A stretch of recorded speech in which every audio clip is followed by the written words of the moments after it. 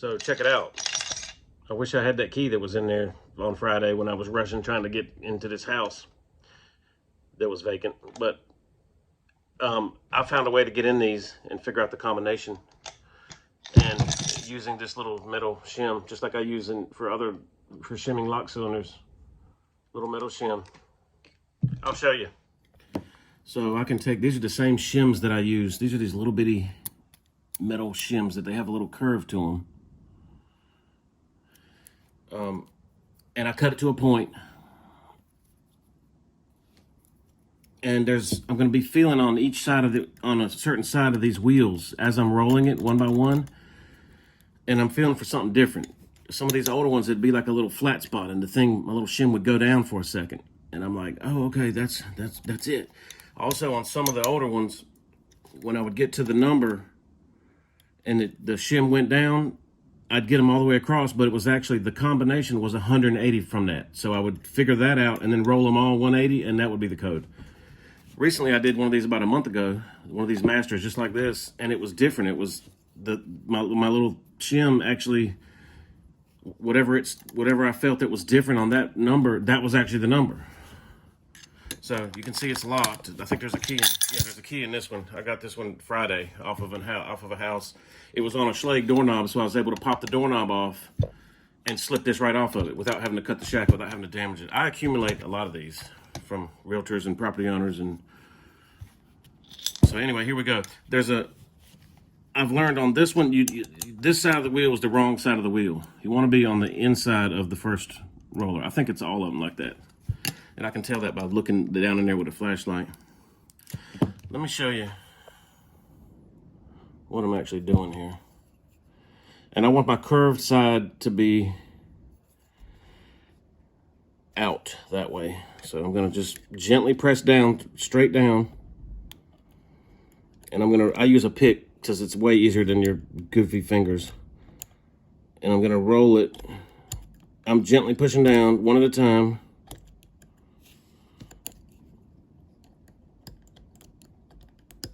I think I just felt something different. I felt it go down a little bit, or it felt like there was a little divot.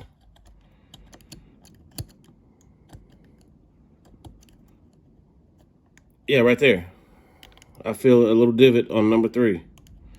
So I'm gonna stop there. I'm gonna try to roll through this quick and then just see. A lot of times I'm wrong. I will tell you, a lot of times I get misreadings on these. So let me just go with it.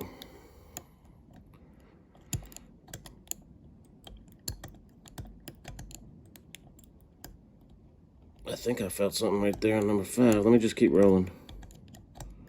I'm just gently pushing down.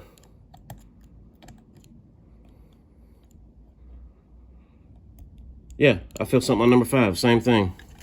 Let me just keep going.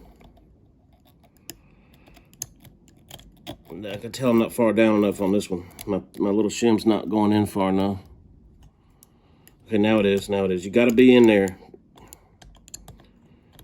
Let me just keep going. One at a time. I felt something right there, number 2. This could be totally wrong, so I do like a fast one first, and then I get more into it. Yeah, no, false alarm.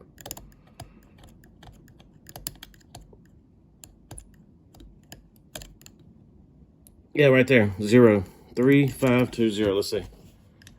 Yeah, there's the key I needed Friday, for sure. I can't believe that worked the first time. Awesome. So, and I'll show you. The way I know this, I took one of these apart and looked. I took one of these apart and looked in there. Inside of there, there's a spindle. And see, this combination is changeable. So you know there's a lot going on in there, okay? And there's flats on a spindle. And when all the flats line up, it makes a little, like a gate, and it allows, look, this to go into the gate. And no, you cannot push tension on this while you're rolling the wheels, and that tells you nothing. They figured out a way to make it, you cannot feel, trust me, you can't do it that way. So this one was right on it. Awesome. So, oh, I wanted to share something. Look, I cut these off my blind. This is like the blinds at your house. I was wondering, is if anybody wanted to try this, could they try it with using the blinds off your house? You know, the ones that are too long, that are all stacked up at the bottom of the window there. Let's see.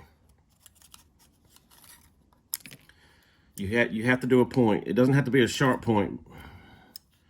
Sometimes I leave a little flat in there just on purpose. But let me just go sharp this time. And this might not even fit in here. I don't know. So let me lock it back. First, let me remember that code, 352. So I do these. Yeah, got to be on that side. Let's see if this will go in there. No, it's fat. Oh, no, it does. Yeah, it went in. Let me see if I can feel it. Yeah. It's not. Let me sharpen that. See, the advantage is now I know the combination, so I know when to be feeling for it, you know? Huge advantage now, but... Oh, and a drinking straw. You could take a drinking straw and maybe try this same thing. I haven't used a straw. What'd I say, 3? Yeah, so let me just see if I can feel the 3 with this thing. Yeah, you can't. You see how it wanted to drag it with it that time? Let me see if you can see this. I'm sorry about the shaking camera here, but let me just see.